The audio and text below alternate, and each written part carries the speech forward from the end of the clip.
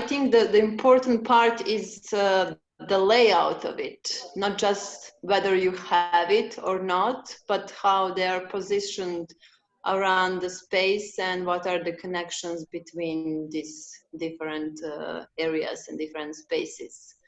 So I don't know, on the first look, it looks really nice space, but maybe it's a hard boundary between private and some of these common areas. I prefer when you have this fluid transition. I think that can be very good for a co-living space.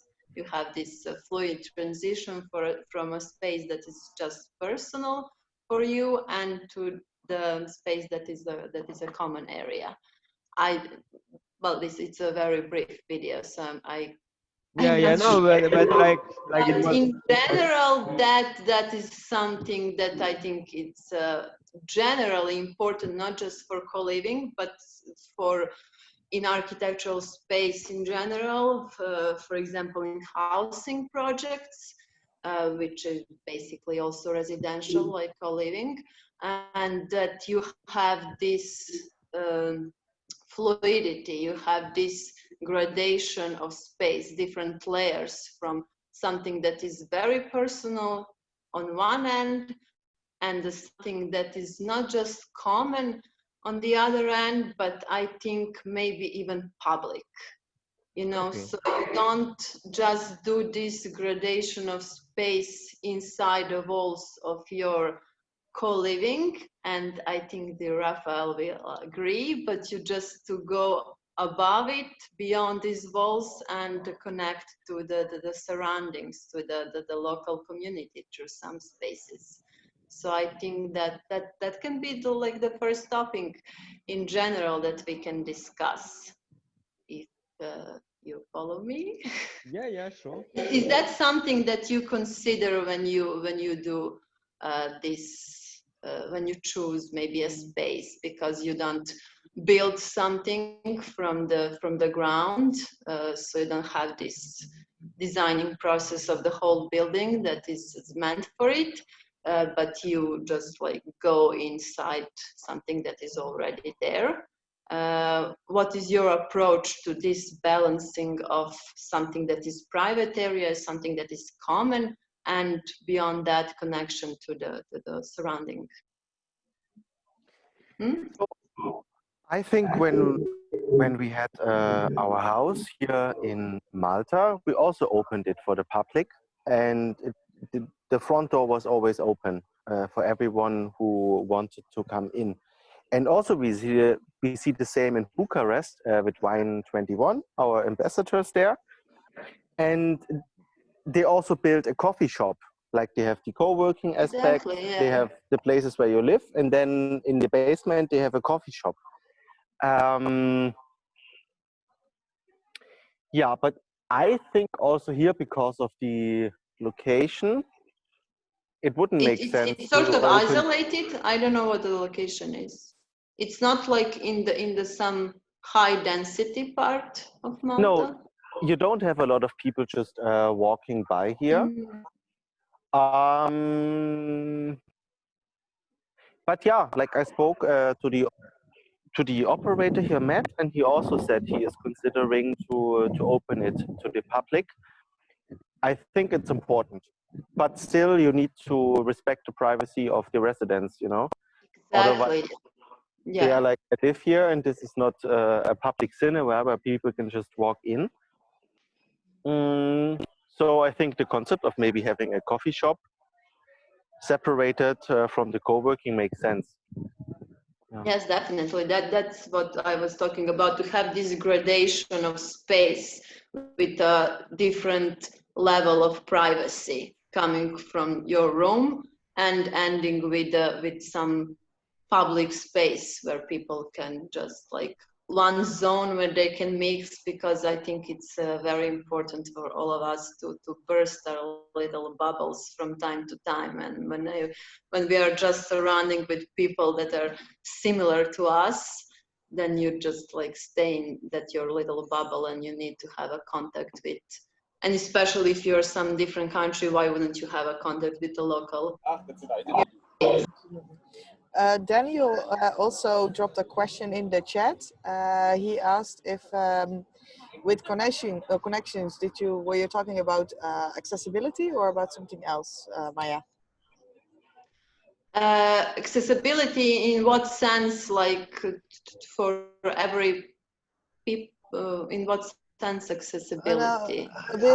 A bit earlier you mentioned connections, and the question was if there is connections in what Right. sense? If I can interrupt, you were talking, Maja, you were talking about the accessibility. I think the accessibility to specific rooms, spaces, purposes within the building, and it seemed to me like you were starting to differentiate between the public, the shared, and the private. And I just wanted to ask you more about that from the perspective of urban planning that goes above and beyond some person's house that they're sharing with other people, and how that, like, how can we symbolize that? Maybe I'm not asking the question very well, but like, how can we explain to people visually or with words what it is that we expect them to be able to do in these places that we share with each other? Well, to give you the exact answer, I would have to know the specific place we are talking about, some specific project. But in general, I actually think that the goal would be to have a fluid transition, not to have this separation. And why is that? For example, when you do this layering in a housing project, you also, if you don't want to just have a plain building with apartments and a staircase, which obviously we would like to go beyond that, you have to have a physical boundaries with something that is your house, and then the next level is, for example, your private yard, which is still yours and private, but you have a visual connection with the neighbors. And then, like, third layer, for example, in one project I'm doing, we did this row of gardens, which still every user has their own slot for gardening, but the connection made in that zone is through the same activity. Everybody is doing the same thing. And then you have this higher level of connection. And that is, for example, the third layer you are introducing in this spatial gradation. So and wait, can I stop you for a second? You're talking about the functionality and I'm talking purposefulness that of even space? through the functions, you can make this spatial distinction. When you just have this space, you don't have always to have a physical barrier. But I can tell you the exact direct solution if I don't have the exact space in front of me in mind. But I think that it's even easier in co-living than, for example, in a housing to do this, because in a housing you have this legal aspect of ownership. And in co-living, you don't have that. So these barriers between users don't have to be so solid and strong as in some other projects. And I think you can do this through programming, to introduce different programs or activities or function, however you want to call it. Let's not go into details now. And through that, users can sense what space is for what kind of interaction, or you can, depends on the space. It's easier when you design it from the ground, and it's much harder when you just go in something that was already built for some other purpose. And I don't know exactly how if your question is how to stop people, for example, from outside to enter something that is very No. I was more interested in this topic of how the things that we place in spaces changes the ways in which we expect to be able to use those rooms. Like when Daniel Goebel took us on the tour through this villa, there was a room with some exercise equipment. And I can promise you that nobody would ever start to cook potatoes in that room, because it's not a room for cooking potatoes and it's not a room for planting beans. It's very clear what you're allowed to do in that room. And I mean, I find it really interesting, you know, how objects inform us about what it is that the people who put those things there allow us or expect us to do. Yes, yes, obviously, for sure, the objects and the furnishing does that, but that can have the other side of that. Then if you only use very distinctive objects that tell us here is where you cook and here is where you work out, obviously some actions need to be, like, there is not other way you can use the stove beside cooking, but in general, then you have sometimes predefined spaces. So you have spaces that can be used only in one way, which can be good in some respects for some functions like cooking, obviously. But I also think that for co-living is important that you have spaces that are not predefined to exact function, to have some structures that can be used in a different ways, and then you have a sense of choice. People can choose how they can use some space, and then I think that form the deeper connection with architectural space when people feel like they can choose how to use it. And so I think that the key is in some kind of a combination. So you can have these spaces with a very specific function, and those are this basic function, like you have to take a shower, obviously, and cook a meal. But for something else, social interaction, working, or some other functions, I think that it would be nice to try to make spaces that are not predefined in detail. Like, for example, when you see the contemporary children playgrounds in countries like Denmark or something, they have a really nice design, or Netherlands.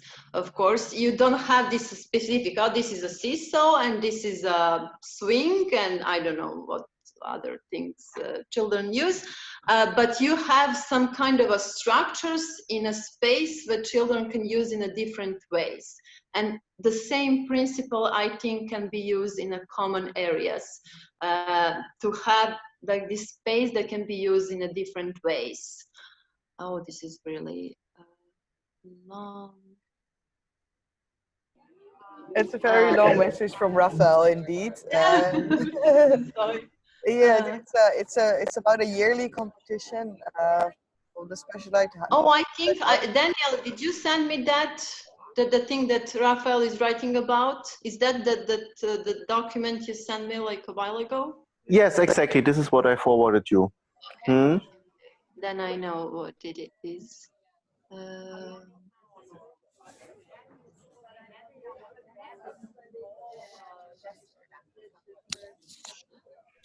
I don't know. Is that something we should comment, or is it a question? I'm not sure. I don't think it's a question. Okay. There is a question. This year there are no submissions for co-living, but maybe. It's an annual thing. That I didn't get that. That part I didn't get. So that's great. So I guess for example, like maybe Raphael, what you mean is that as there was no submissions for co-living, maybe that would be a good idea to, like, for co-living to subject a proposal, you know, on this thing this year. Yeah, definitely. What was this year submission that won? I don't know personally. I'm not sure what the proposals were this year. Last year there was a residence for homeless teenagers. There was something about elderly. Have a special interest in marginalized, kind of vulnerable populations. Open to just innovative domestic situations, so intentional communities, or kind of a vision that will combine some vulnerable, for example, migrants, with others, right? That's So the I just space mentioned that around because this if someone a really design. good idea. The space. Oh, okay. Rafael, the space around this design center in Valletta, are we talking about connection with that?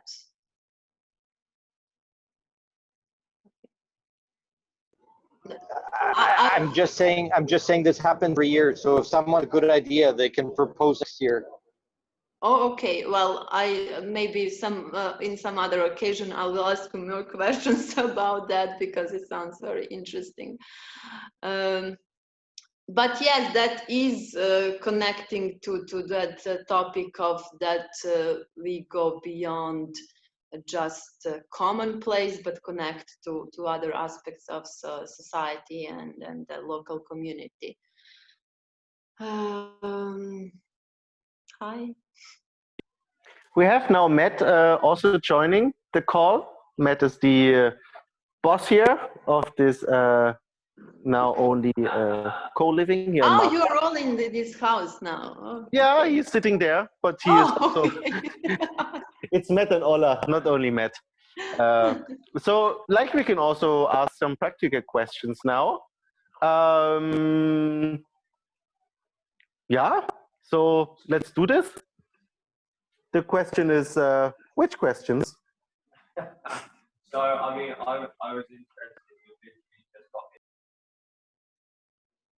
Oh, I don't hear anything. Wait, they are still. You're mute. But. I'm talking to this. Are we good now? Oh, okay. It's working. Okay. Here we go. Yeah, so we just moved into this new place. It's a big place. And we are faced with a number of questions regarding design and how to lay out simple things such as furniture, such as areas, to practically accommodate a social environment. So for example, where Daniel's just going right now, we're actually, we've made 2 big open kitchens, and we're going to try and make the kitchen the hub of the house. So people can come down here, socialize. There's lots of workspace, there's bar stools, and then just from the kitchen there's a nice little balcony. But this is kind of the idea that we're trying to lean towards. So if you've got any tips on placement or design of areas to encourage a social environment, that would be appreciated. Well, yeah, it's a bit hard to just when I don't know the space that much just through the video. But the idea of making a kitchen of center area, it's actually proven quite productive, because we all have culturally this idea that the dining table is some place where we bond and share. So the idea of this big kitchen is something that's always a good approach. And all this furniture is something that was in the house. You're just placing. No, we bought this. All the furniture. So yeah, obviously the limits of the specific advice that you can give, well, there's a limit to it because you can't see this place, and also it's going to be more valuable for everyone on the call to keep it more general. But like you said, it's been proven that the kitchen is a social hub. Is there any more kind of general rules or things we should consider? Let me think. Can I give you some history? I lived for 5 years in a very large community in Hamburg called the Gängeviertel. Okay. And at the very beginning of the Gängeviertel, it was actually an artist's squat. And what happened, Right, nice. the artists decided to recover these old there were 12 buildings, like I don't know how many thousands of square Wow. meters, but massively huge. And one of the very first things that they did was they made a communal kitchen. And at the very beginning, you know, they had to lay electricity for all these buildings, and it was a crazy ton of work. But 11 years later, now it's 11 years later, every Thursday there is still this kitchen, and they make the kitchen open to the public. Anyone can come and work in the kitchen and help cook the meal for the people that come to eat, and everybody in the community can come and eat. And what you end up with is this weird mixture of artists and architects and urban planners and designers and homeless people and hippies and musicians and artists who are passing through the area. They hear about, hey, Thursdays at 7 p.m. you can get this awesome vegan meal for €2.50 or whatever you have. And hey, maybe you don't even have any money because you're super poor and you're traveling through, but you offer your work in the kitchen. I mean, seriously, cutting potatoes for 50 people, that's a couple hours of work. And more than just offering the space where people can maybe come together and get mad at somebody for not cleaning the cast iron pot without soap, is this idea of having a room where at a specific time, everybody who wants to comes together to cook together. And that's where you learn these things about, like, how to cook Persian rice with potatoes at the bottom, and you get these crispy potatoes that you would never learn about if that person hadn't shown you how to cook them, or how to make perfect falafel and how much ingredients you need. And like this cultural exchange that happens through this cooking process is so important. And I'm really glad to hear you say that, and I'm sorry for interrupting. I completely agree. I mentioned at the beginning the gardening. That is very similar, Okay. like bonding through some similar action improve that, not just it goes beyond the space. And I'm completely agreeing with you on that. And then that can find the models to involve the local community, like he said, and maybe not like completely open door policy. Obviously, I hope you want your users to have some kind of a privacy at some point, but at some moments you find some kind of a model for that, and that is really good. Yeah. About privacy, what would you say about recommending about sharing bathrooms?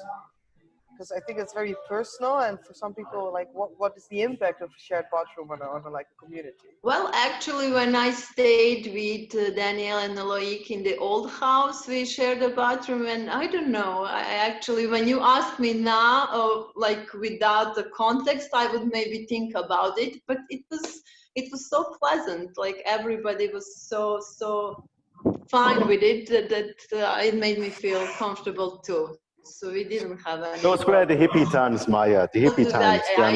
Those are the times. Now it's just serious business. I think maybe the choice. Some people are comfortable with it, some not. But if you want to have a strict idea what is private, then for most people the bathroom is something they want to have for themselves.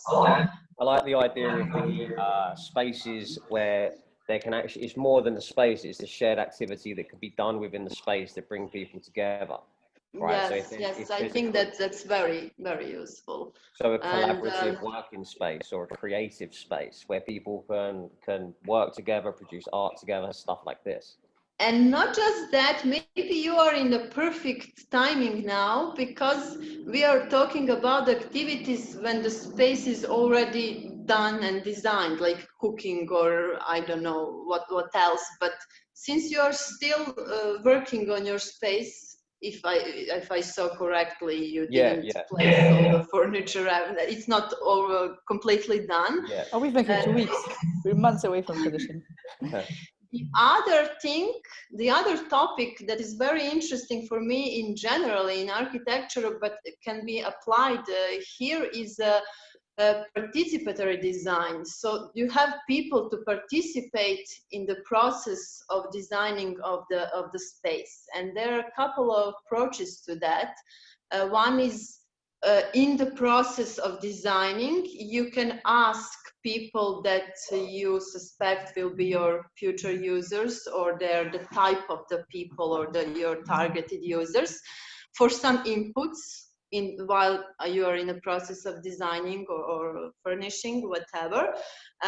The other approach can be difficult, but to leave some frame, to not finish it completely, and then the user, when it comes, can do this little touch on its own.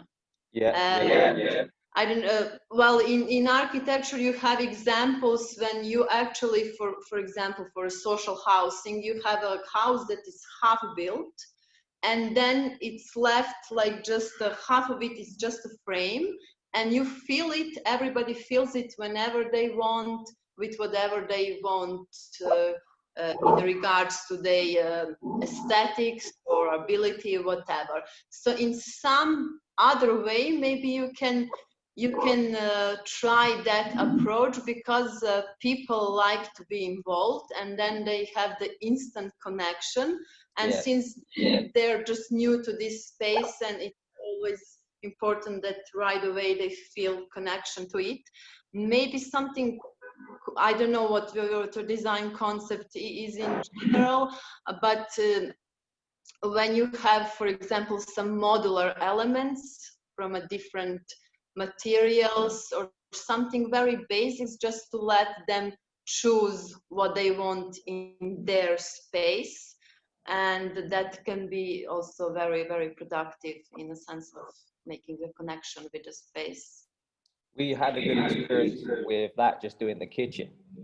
We had everyone that was living and in fact working here as well, standing around. We'd already bought the kitchen, so we had the units, but as a group, we were moving it around, talking about what was most important: the light, the space, the working area, practical aspects. So we had about 6 people standing around, moving furniture, helping kind of the placement. So we had a positive experience with that respect. Exactly, yes.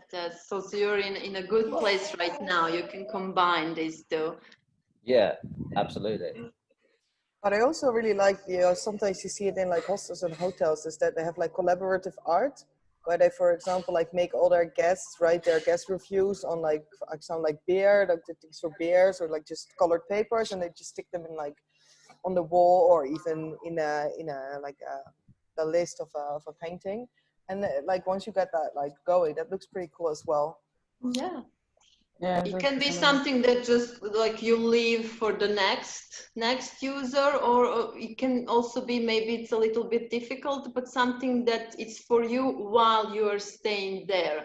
I don't know, maybe I can some example that is directly for your co-living, but we were talking about that people have a little different need for privacy, right? Some don't mind sharing a bathroom, some might, but you have so different need for a level of privacy.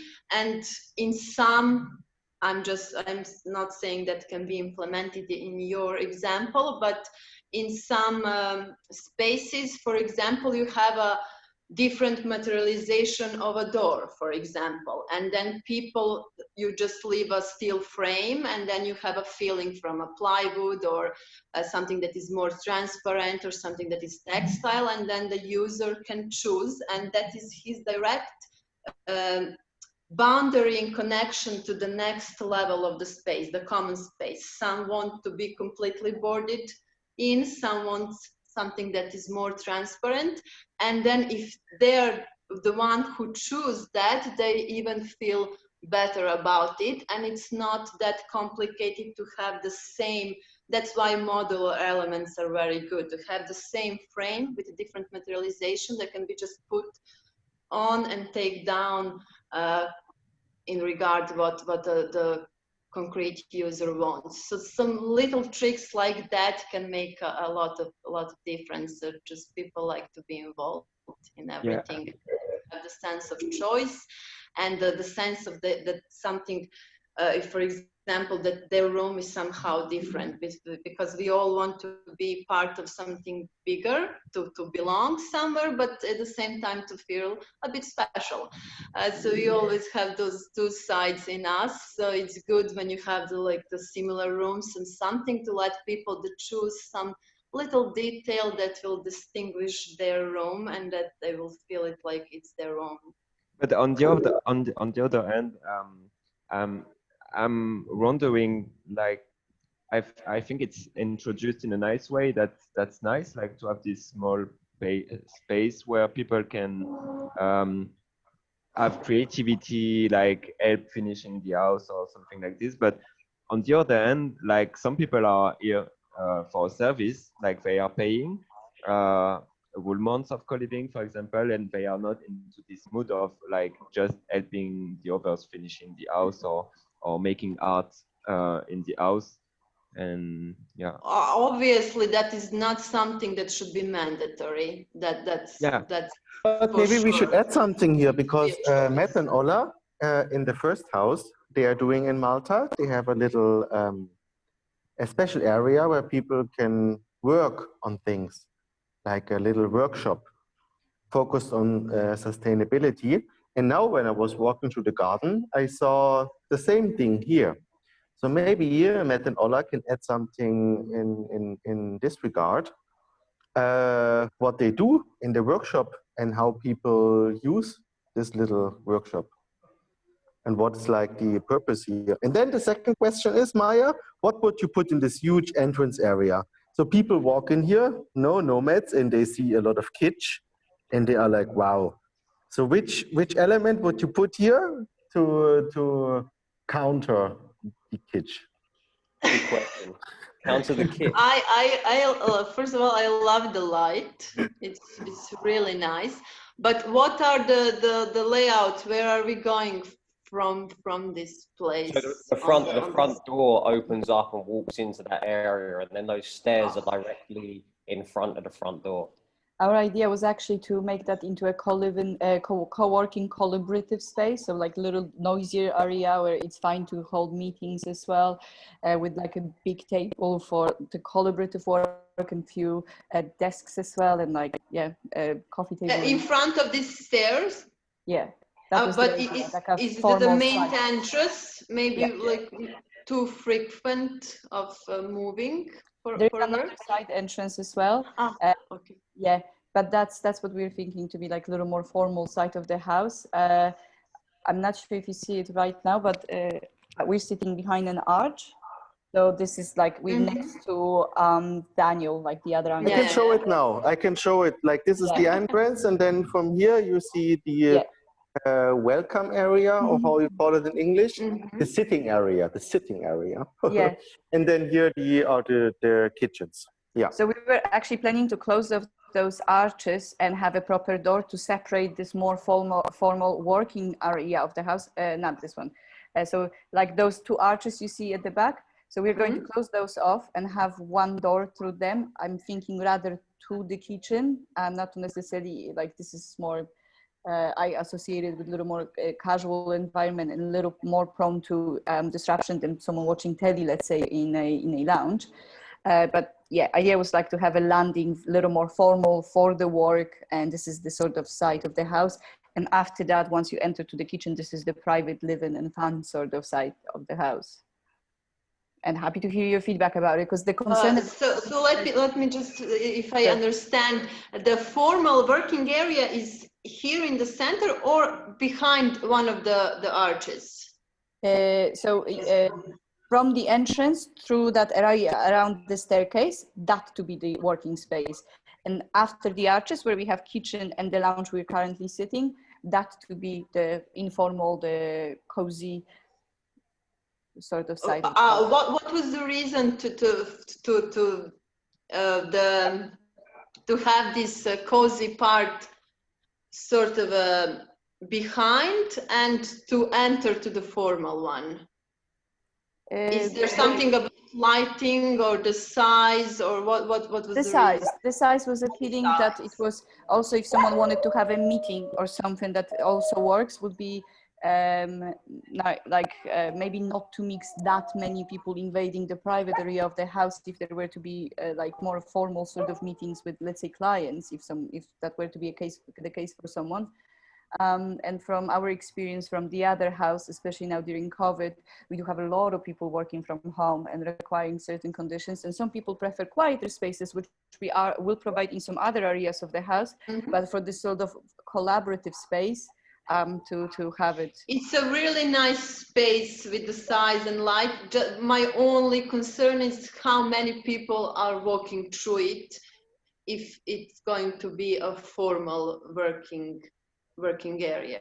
There may be a few, but that's not going to be the quiet area of the house anyways. That's where people will be something in over between. the phone. Yeah. Sorry, I might be not precise on subject of formal, informal.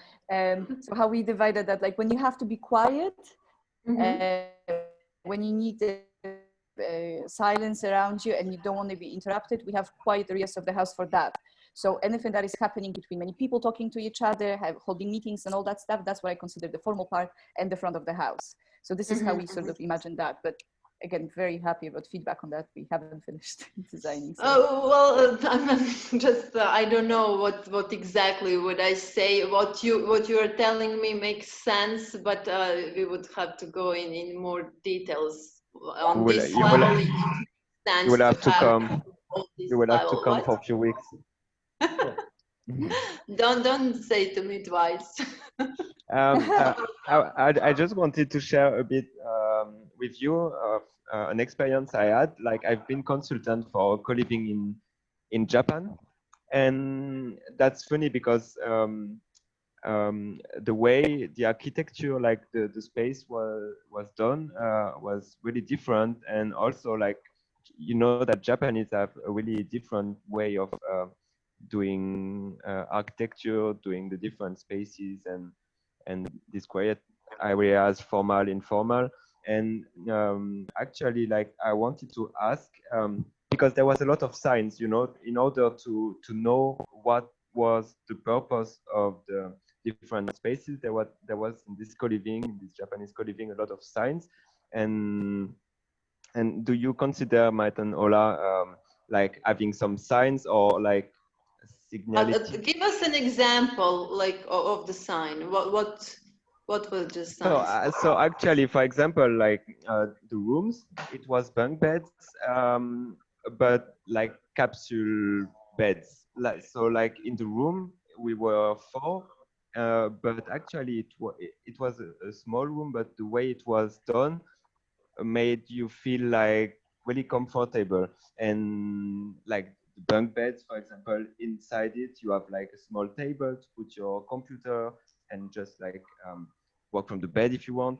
Also the bathroom, it was like Japanese, so it's like NASA, you know, it's like you feel like you are in a spaceship. You have like different features, and actually it was a wall building. So the first floor was a cafe open to the public. So like a lot of people working in IT were going there. So it was the main entry point for people who are not into co-living to discover this way of living and the other people. Then on the first floor, there was a co-working with mainly free spaces. There was like 2 closed rooms where you can like have meetings, and the main space was full of fake grass, like plastic grass, and it was like a camping. So actually you had a lot of different tents where you can just sit and use your computer. And because there was tents like Quechua tents, or but like better. And then like you were isolated from the others. So you were just 1 meter from someone else, but then as you had like your little bubble around you, you couldn't be annoyed by the others. That's a good approach. Simple but effective. For me, like it was for like co-working space, but also like a camping. Like just you were entering, you had to put off your shoes, like always, like in Japanese house. Usually you put flip flops and you let your shoes outside. I think that's But something when good. you said signs, did I understand you correctly? Like you mean like written signs, what Yes, to do? written signs, and also signs on the floor, for example, in order to show the way you have to go. Or It was like, a big, for how many people was that co-living? I think it was for 14. That's a little. Well, That's a little one. personally, I think that if you can't make a space that 14 people can like feel what it's for, then there is some problem in the design.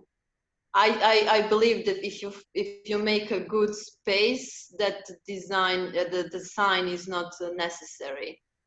There was only one point we were actually thinking of putting signs, and that was to separate the collaborative and the quiet working spaces. Yes, but that's just one thing. But you were not going to put, these are the rooms and this is the pool. Yes. No. That There's doesn't the feel balance really between, homey when you do that. it's relaxed, like work it out, have like making it feel like a home and making it feel like too instructional. Exactly. I agree. But this what you said about the little tents and grass, that sounds really cute and like a good and easy solution.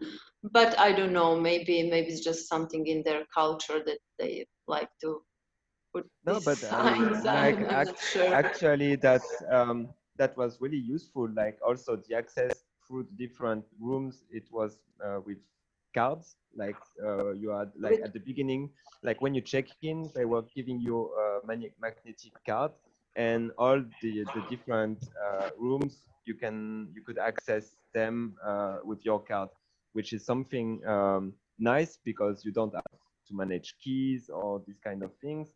And also, so like to finish the overview of how was the space. So on the third floor, it was actually the co-living part. So on the second floor, the co-working. So first floor, the public is coming. Then if they want to work, they can go on the second floor to do the co-working and meet the nomads, for example. And when there was organized event or like, for example, casual dinners on the co-living, you could go to the third floor. And that I really liked this setup because there is an entry point for different targets. And and then on the third floor there was also like a terrace, and there was the kitchen and the living room, but also that's not the same way of living. So like that's kind of different from European vision of living together. But yeah, that was nice. I liked it. Well, it sounds like a good layout. So I don't think that signs were necessary. It's just that their approach to the organization. But it sounds like the layout by itself is very intuitive, and that is what is the goal, to have the layout that is at the most level intuitive to users. And then when you have to say something specific, you can use some signs for it, but leave it to intuition if you do the design right. I've got a quick question. Why do we have two Daniels? Huh? This is two different Daniels. I see two Daniels. Oh yeah, shut up. Yes, because I'm here on my... Because one is not enough. I can see it. No, I'm here on my phone and also on the laptop. Yeah, that's why. Guys, we took 1 hour. We spoke really street English. At the same time, we spoke academic English. You don't hear it often in one call. What else do we need to add? I think the house is awesome. Honestly, what I saw like worldwide, I never saw a house like this. I think it's at a really sweet spot. It's not too large and not too small. So it doesn't feel corporate, but it doesn't feel like too small. So still, no, it really you doesn't. can have your privacy. From where I'm sitting, it looks really spacious. And I think Yeah, you I have can a put more question. than 14 people in here. I just Oh, God, walked yeah. in the basement. Yeah, There are so it many looks- rooms and they are all really well made. I think you can have more than 14 people here easily. Oh, yeah, yeah, yeah. Yeah, definitely. I've Yeah, got a quick it's question awesome. before we wrap up, if that's all right. So if you could use like one space in a house, what would be what would you use that space for? Like what is the most effective way that you could utilize that space, or something that you'd prefer to use What it was for? the most effective what? For what? For Like socializing? so if you had a space in a house that you could completely design, how would you use that? Oh, where the space is positioned. So this might be for socializing. But yes, but it depends, like where it's positioned in the whole layout, the size, the all of it. Fair enough, fair enough. But I'd say relatively central for a relaxing socializing area. Is there any kind of unique ways that you've seen people utilize or make a space like that above and beyond just putting a couch there and etc.? Well, in general, I mentioned it at some point. I like spaces that are not predefined to the high extent, and that can be used like a different, not to use like classic furniture. I don't know if that applies to your idea of design and your approach because you're already Sure. but in general, I would use something that is not, you have 3 chairs and a sofa and the table, but to use some structure that is, that people can use in a different ways. The good examples for that are the pavilion structures. I don't know, I don't have such example, but you have something that is just like in space, and then the same element, someone can sit, someone can lay on it, someone can work on it, something like that. This is my personal something that I would use as an approach to leave people to have this dynamic interaction with that space. To don't have the classic furnishing but if you want, maybe you can send me an email or something and I can send you some examples. Yeah, that would be amazing. What about free massages? Just free massages. You go in and someone gives you massage 1 hour long. I think that's the best use case. And you have other people watch it, or what was your idea? Because it's a space for socializing. Yes, you refinance through streaming it on the internet. Nomads getting massaged.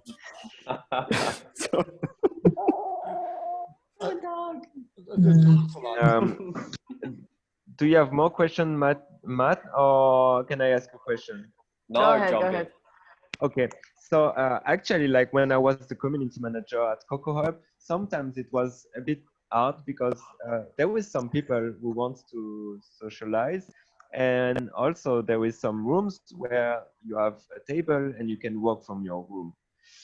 And then you end up with people who are staying in their room and they are not really sociable with the others, and like you just like with this call we had, like you just made me think that as a community manager, the design and how the house is super important, and I'm super, like, it's not a question, but like I'm super concerned on how to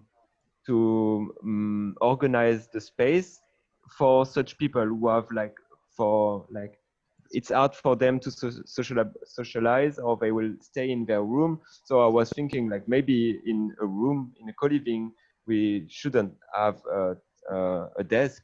So people are forced to go to the co-working area, which is the working area, and I don't know. Well, yes, you can have this approach to make rooms don't have all that people need, but the design can go only so far. If some person just doesn't want to socialize, there is no design way you can make it, but you can just encourage it. And yes, I'm actually very introvert person, and when I stayed with you, I was always in this common area because it was very, very comfortable, and I didn't have that much of a need to just be privately in some space. But the people are also important. If you have the people that are not pushy, that doesn't ask you a million questions, that have a social intelligence to see to which level someone wants to interact, then you don't have a problem to share the space. So design can only go so far. If you have these annoying people that can't be by themselves and always need to push other people and ask, then that can be a problem for some people like me that don't like that. So yes, you can make rooms a little less comfortable in sense they don't have everything, and that you have to make the accent on the common spaces, but that's not 100% of the solution. Like everything comes down to people.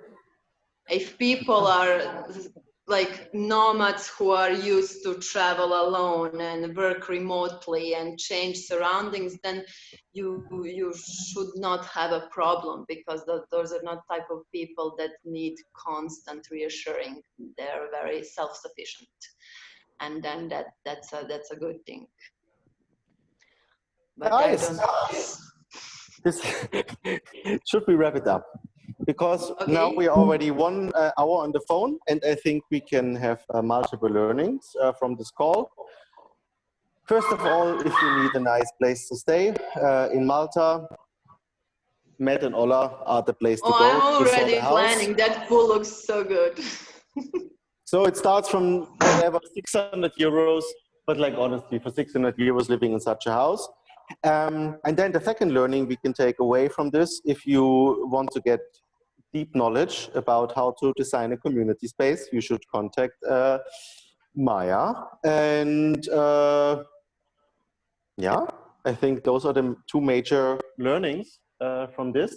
And I will say also that one of the most important things is the design of the common spaces. Thank you. The dog had feedback. Guys, if any of us have some more specific questions, I'll be happy to answer. So Daniel, you have my email or something probably somewhere.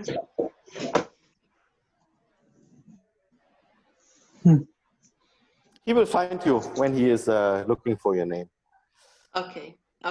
I think you have, we exchange emails for sure. But okay. So it was really nice talking to you guys. We will have a barbecue now. Okay, enjoy your opening of the house, and hopefully I will visit it some point. Yeah, thank you for coming, Maja. Thank you guys, so happy to see you again. Thank you everyone.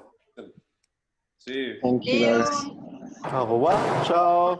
Everyone, if you want, you can. Yeah, if you want, you can find Maja's LinkedIn in the chat, so you can if you want to contact her. Oh, okay, yes, that's not very updated, but yes, you can contact me. You can at least reach out to you or something, or find your email. Or anyway, you can find me. It's fine. Yes. Yeah, perfect. Okay, cool. Okay, thank you. Have a great evening, guys. Thank you for showing up. Thank you. It was very interesting. Ciao. Ciao. Ciao. Ciao.